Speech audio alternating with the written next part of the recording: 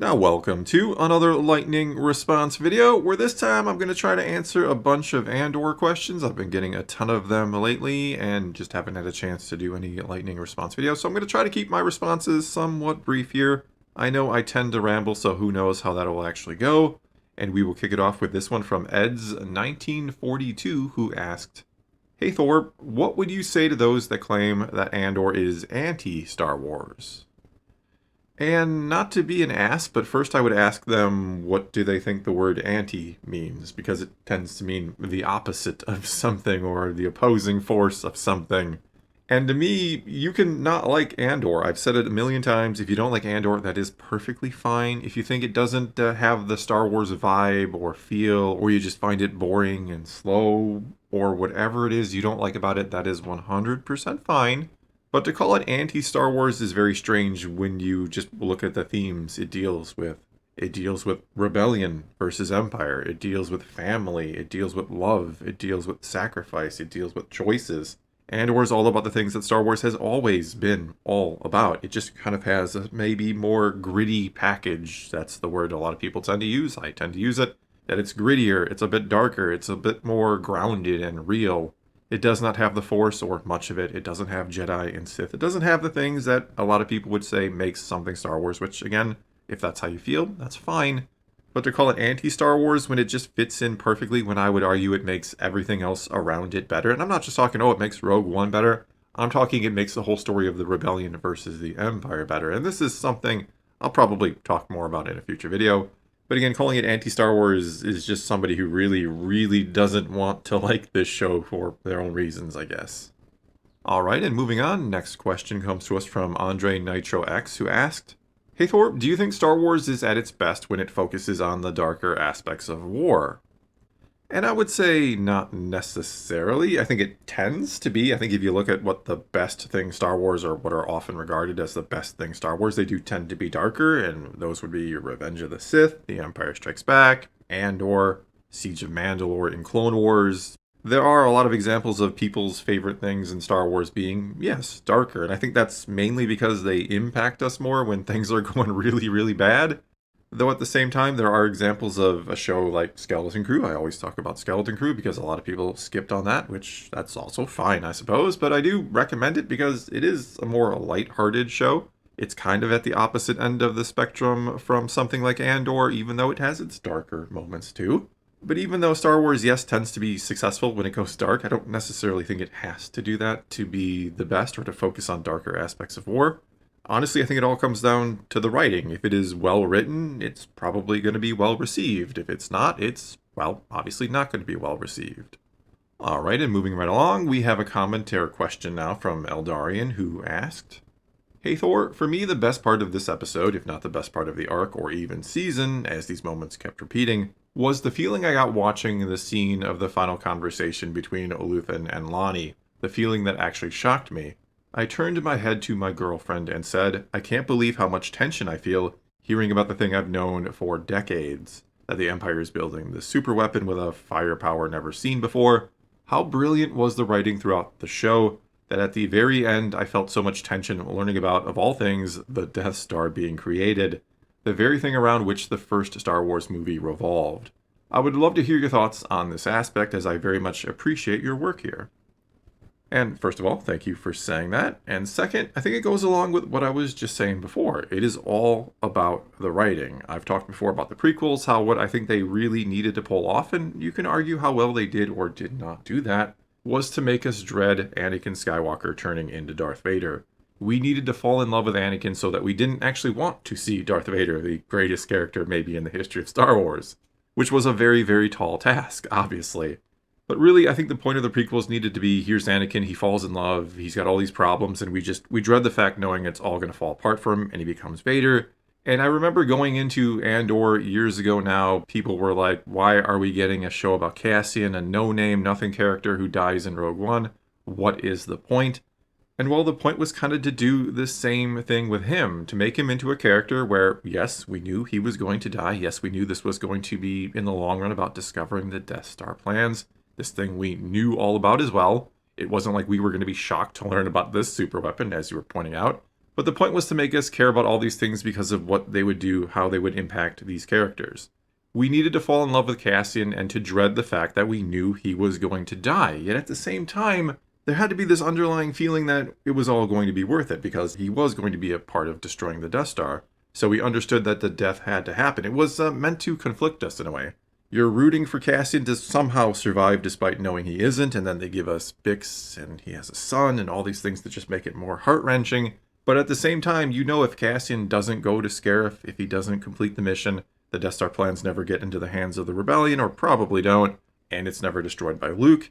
And so again, you're kind of conflicted. You know this has to happen. You know Cassian has to die, and yet at the same time, that's the last thing you want to see. You want to see him have the happy ending. And that, to me, is why the show works so damn well. It's about the Death Star and Cassian who dies, we already know that, but it's about making us care about those things in a new way, putting them into a new light. And any great show, any great movie, any great story really is about making you care about the characters, even if you ultimately know their fate. Alright, and now we move on to this one from Habu, who said, "Hey Thor, I don't for 1 second believe that Luthen tries to kill himself and not Dedra first. How he doesn't just kill her surreptitiously or not have a plan for this very thing. And then we get the flashback where he gives a speech talking about losses and not being impulsive. No, just no." That one kind of went along with this one from Season and 6U, who said, "Hey Thor, I remember you talking somewhere about character-driven storytelling versus a series of events type storytelling, or storytelling that might need a character to act out of character in order for specific things to happen, whether or not they made sense. The Luthen-Dedra gallery scene, we have Dedra face Luthen alone and live? Cassian was on Gorman to kill Dedra on whose orders?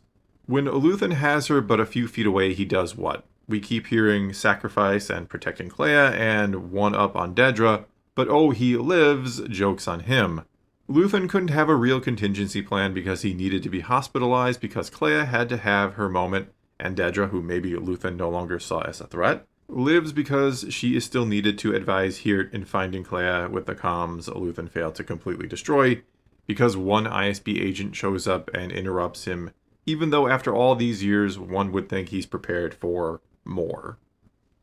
Alright, and I do tend to agree that scene, the gallery scene, when Dedra comes and kind of wants to brag to Luthen that, hey, I found you, and then Luthen just decides to stab himself instead of, I don't know, blowing up the entire shop, which you would, as this comment pointed out, you would really think he would have such a contingency plan. You would really think that shop would be rigged to explode, that the radio would be rigged to explode, that the whole thing would just go up by remote detonator even so that they could escape somehow and then blow it up when the ISB or whoever comes in. And so I will give you that maybe this isn't the most logically consistent thing that has been done with these characters, that you would really think if you had to ask somebody how would they act in this situation, that it would be much different. And he gets sacrificed or done this way, yes, to set future things up, like Clea having to go kill Luthen, being set over the backstory of the two of them, which I've said works very, very well.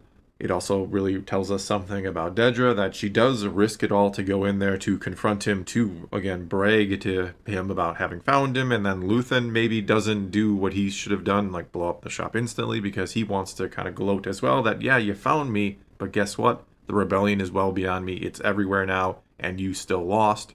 And so the best way to probably look at this scene is it is two characters who have kind of been against each other for so very long. Dedra has been looking for him for years, and he knows that. He knows she is a threat, but they both want to, for whatever reason, right or wrong, agree or disagree that this is how they would act.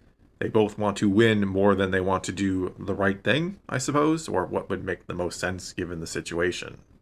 Next up, a question here from Jaff, who said, "Hey Thor, can we get a celebration on Rick's Road with the Ferrix Anvil ringing added to the end of Return of the Jedi? What are your thoughts?"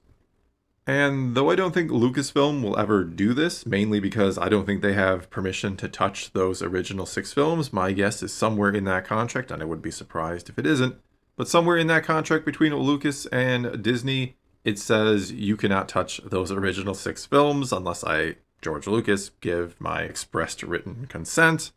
Though that said, I think that would be really, really cool, actually, because if you watch that celebration scene, there is a sort of gong when they go to Coruscant, when they flash to Coruscant. I'll play it here so you can see it.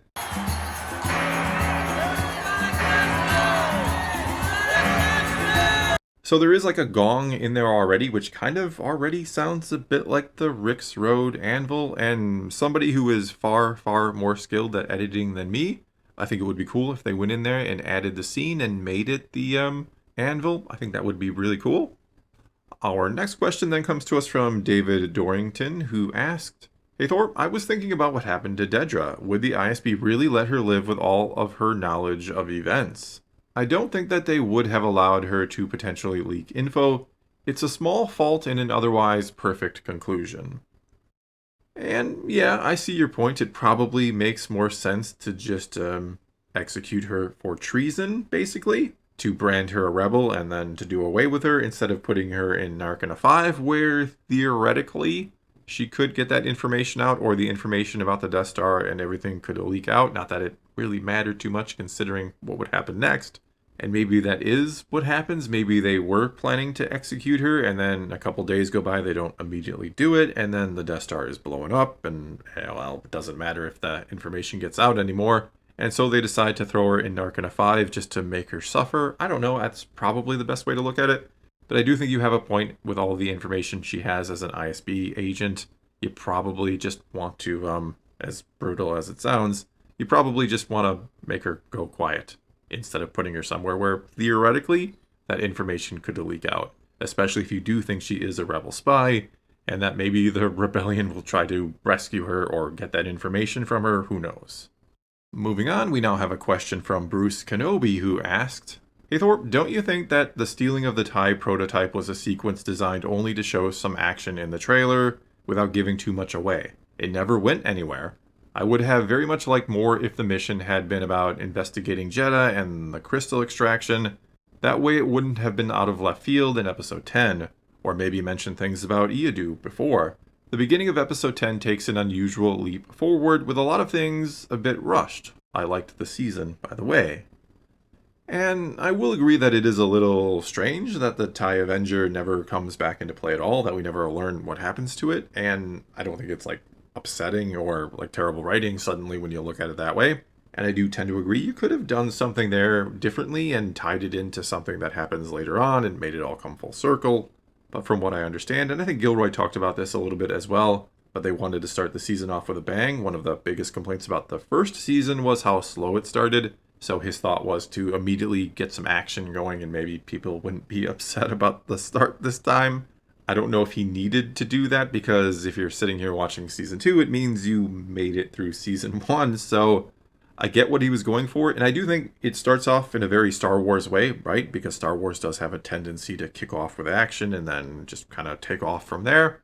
So I'm cool with it in that respect. A little disappointed we don't learn a bit more or that it doesn't connect to anything else.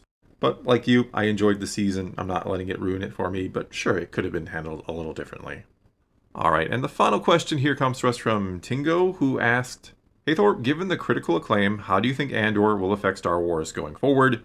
Will Disney feel compelled to put grittier stuff in? The one thing I hope they do at least is spend as much time on world building, Gorman, Chandrila, and Ferrix. And that really is the million-dollar question, isn't it? Now, it all depends on, does Disney and Lucasfilm see Andor as a big success, despite a very hefty price tag? Or do they maybe look at it like, yes, there is a lot of critical acclaim, most of the fans seem to really like it, but did it really bring in the numbers? Did it really boost Star Wars and make us money? Did it get subscriptions to Disney Plus? And those are the questions that will determine whether or not the numbers will determine whether or not we get more like this. Yet even still, even if this isn't financially successful, shall we say, I do think they have to look at this and see the buzz around it and say, this tended to work. Maybe we should do more like this. And as I talked about before, I don't necessarily think Star Wars needs to always go dark and gritty to be successful. You can have fun with it. You can do different things with it. My opinions on what is and isn't Star Wars have kind of changed, thanks in large part to Andor and things like Skeleton Crew.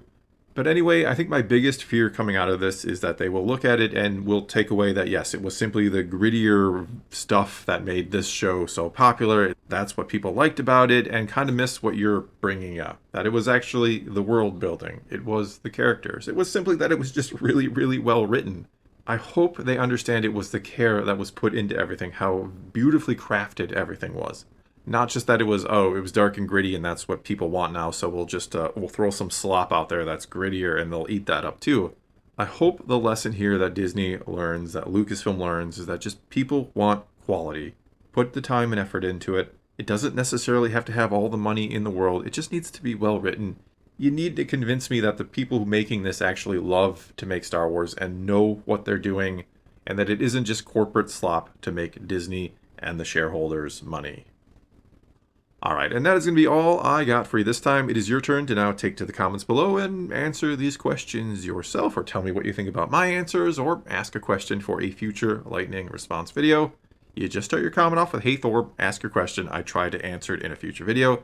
And I say try because yes, I get lots and lots of questions. If I don't answer yours, don't take it personally. Either way, take to the comments below. Let's talk some Star Wars, and until next time, thanks for watching.